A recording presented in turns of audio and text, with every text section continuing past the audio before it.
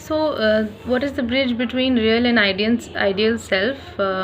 I agree with everyone that there's no ideal self, because if we say ideal self, then basically in terms of time reference हम लोग future की बात कर रहे हैं, और जब हम फ्यूचर की बात कर रहे हैं तो फिर इसका मतलब कि जो मैं बनना चाहता हूँ वो फ्यूचर में हो, और वो फ्यूचर एग्जिस्ट नहीं करता. You can't implement changes in the future, you can only implement changes in the now. तो there is only one self which is present now. लेकिन इसके कॉन्टेक्स्ट में एक कहानी है जो मुझे मेरी फेवरेट कहानी है, समुद्र मंथन की. तो जो इंद्र भगवान हैं उनको दुर्वासु एक सेज होते हैं, उनको इंद्र भगवान को दुर्वासु से बहुत बुरा कर्स मिलता है, क्योंकि दुर्वासु उनके लिए एक फूलों का गार्डन लेके आते हैं और इंद्र भगवान उसको अपने हाथी को पहना देते हैं. और वो हाथी उस टाइम इरिटेटिंग मूड में होता है, तो वो गुस्से में आके उस गार्डन को फेंक देता है. तो दुर्वासु बहुत गुस्सा होते हैं. वो कहते हैं कि तुम बहुत एरोगेंट हो गए हो, और तुम्हारी इस एरोगेंस की वजह से तुमसे तुम्हारी सारी शक्तियाँ ले ली जाएंगी. तो क्या होता है कि उनसे तो इंद्र भगवान और जो सारे देवी देवता हैं उनकी पावर कम होने लगती है. अच्छाई की सृष्टि में पावर कम होने लगती है. तो ऑटोमेटिकली जब गुडनेस कम होती है तो बुराई टेक्स ओवर. तो असुर और जो सारे राक्षस हैं वो सब लोग सृष्टि पर कंट्रोल बनाने लग जाते हैं. तो इस चिंता की स्थिति में सारे जो भगवान देवी देवता हैं वो ब्रह्मा जी के पास जाते हैं और ब्रह्मा जी से सोल्यूशन मांगते हैं. तो ब्रह्मा जी कहते हैं कि देखो, ये मेरा डिपार्टमेंट नहीं है, ये तो विष्णु जी का डिपार्टमेंट है, वो मेंटेनर हैं, तो वो ही तुम्हें एक सही सुझाव दे पाएंगे. तो वो विष्णु जी के पास जाते हैं. तो विष्णु जी उस समय अपने बड़े ही प्लेफुल मूड में होते हैं और वो उनको बोलते हैं कि अच्छा ठीक है, ये समस्या है, तो तुम लोगों के लिए एक टास्क है. तुम लोग समुद्र का मंथन करो. समुद्र का मंथन करोगे तो वहाँ पे तुम्हें सारे अद्भुत पावर्स मिलेंगी उसके मंथन से. एंड जो अल्टीमेट पावर है वो है इमॉर्टैलिटी की. तो उसमें एक कुंभ है, अमृत कुंभ है, जिसमें इमॉर्टल लिक्विड है, तो वो तुम्हें मिल जाएगा. तो इसको करो और तुम्हारा सारा सोल्यूशन है ये सॉर्ट हो जाएगा. अब देवी देवता बड़े टेंशन में आ जाते हैं, क्योंकि समुद्र का मंथन करना तो एक छोटा टास्क नहीं है. तो उनके पास काफ़ी वॉलंटियर्स नहीं होते हैं. तो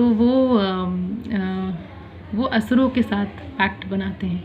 तो असुरों के पास जाते हैं, उनकी बोर्ड मीटिंग होती है और दोनों साइड्स डिसाइड करती हैं कि भाई ऐसा है, समुद्र का मंथन करते हैं और उसमें से जो अमृत निकलेगा उसको हम आधा आधा कर लेंगे. तो अब असुरों को तो वैसे भी they were having a gala time, because they were enjoying taking over the world, but greed थी. तो कहते हैं ठीक है, ये डील बुरी नहीं है. तो दोनों पार्टीज़ नीचे सृष्टि पर उतरती हैं. तो जब समुद्र में उतरती हैं तो जो समुद्र है, जो ओशन ऑफ मिल्क है, वो है हमारा माइंड. और हमारे माइंड को कंट्रोल करने का एक पहाड़ होता है वहाँ पर. उस पहाड़ का जो सिंबॉलिज्म है वो है हमारा फोकस, अवेयरनेस. तो जैसे रणधीर अंकल ने कहा कि जब अवेयरनेस में आ जाते हो तो you are able to control your mind. लेकिन उस माइंड के अराउंड, उस माउंटेन के अराउंड एक सर्प, एक स्नेक कॉइल्ड है. तो जो स्नेक कॉइल्ड है वो रिप्रेजेंट करता है हमारे डिज़ायर्स को. तो अब एक तो माइंड है, उसके ऊपर फोकस अटेंशन है, उसके अराउंड है डिज़ायर, और एक तरफ है अच्छाई और दूसरी तरफ है बुराई. तो ऐसे ही होता है हमारे साथ कि जब हमारे डिज़ायर्स होते हैं वो या तो हमें अच्छाई की तरफ ले जाते हैं या बुराई की तरफ ले जाते हैं. तो और जो माइंड है वो इधर उधर ऑसिलेट करता रहता है.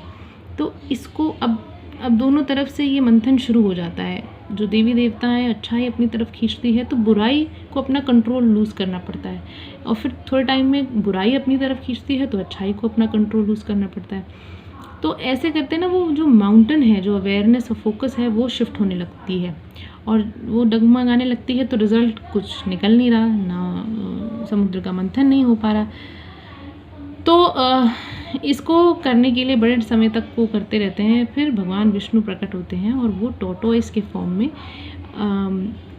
अपने आप को उस माउंटेन के बेस पे प्लेस करते हैं। So what is that? That is stability, that is divine consciousness. So once your focus is when your attention is focused on a particular on divine consciousness, then आपका मन स्थिर हो जाता है। आप अपनी अच्छाइयों और बुराइयों दोनों को समर्पित कर देते हो, तब आपका मन स्थिर होता है।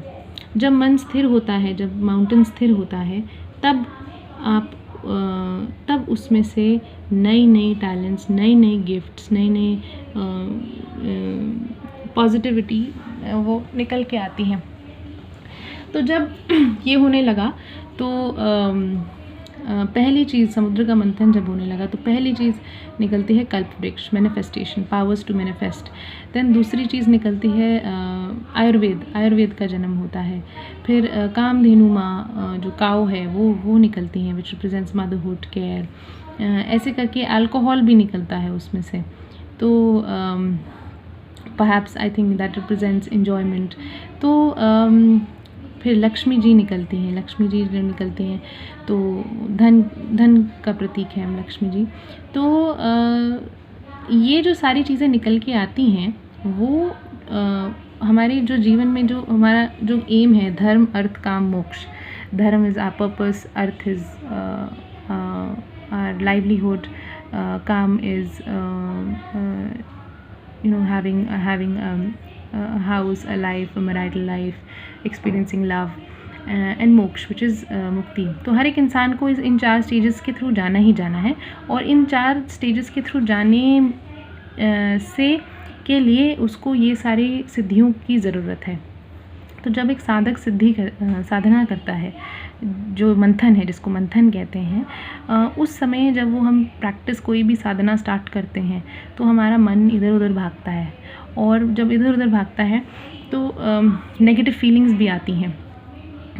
तो अब जब ये मंथन जब हो गया होता है और सारे गिफ्ट्स निकल आते हैं, आखिरी में निकलता है अमृत कुंभ। तो अमृत कुंभ इज़ द इमॉर्टल लिक्विड। तो जैसे ही वो निकलता है तो उसके साथ एक नीले रंग का जहर भी निकलने लगता है। तो ये असल ज़िंदगी में भी होता है। जब हम जैसे नेचर में से हम कुछ भी माइन करते हैं, गोल्ड निकालते हैं, तो इम्प्योरिटीज़ बाहर निकल के आती हैं। तो हर अच्छाई के साथ एक बुराई उसके साथ आती है। तो जब ये अमृत कुंभ निकलता है तो उसमें से जो इम्प्योरिटीज़ निकलती हैं तो देवी देवता बहुत परेशान होने लग जाते हैं, क्योंकि वो बढ़ता जाता है। तो फिर भगवान शिव को बुलाया जाता है और who is the head of destruction. तो उनकी स्पेशल पावर्स हैं टू डिस्ट्रॉय। तो भगवान शिव आते हैं और वो सारा का सारा ब्लू पॉइजन पी लेते हैं, उसको ले जाते हैं।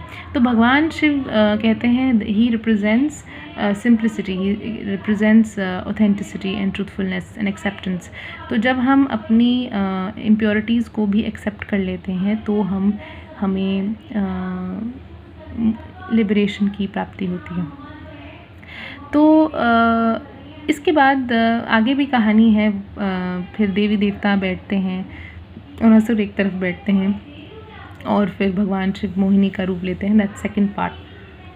लेकिन इस स्टोरी में मुझे बहुत फैसिनेटिंग ये लगता है कि that good and bad both are a part of the same consciousness। जो समुद्र है वो भी विष्णु है, जो बुराई है वो भी विष्णु है, जो अच्छाई है वो भी विष्णु है, जो डिज़ायर है वो भी विष्णु है। सो every part of us is an aspect of God and consciousness. So there is really no real and ideal self, and you need both. You need the cooperation of both goodness and badness, of asuras and devtas, to find that focus and the surrender that the tortoise that provides. When we surrender to a higher power, that's when we are able to stable our mind and achieve these siddhis in different forms. So yeah, that's what I feel.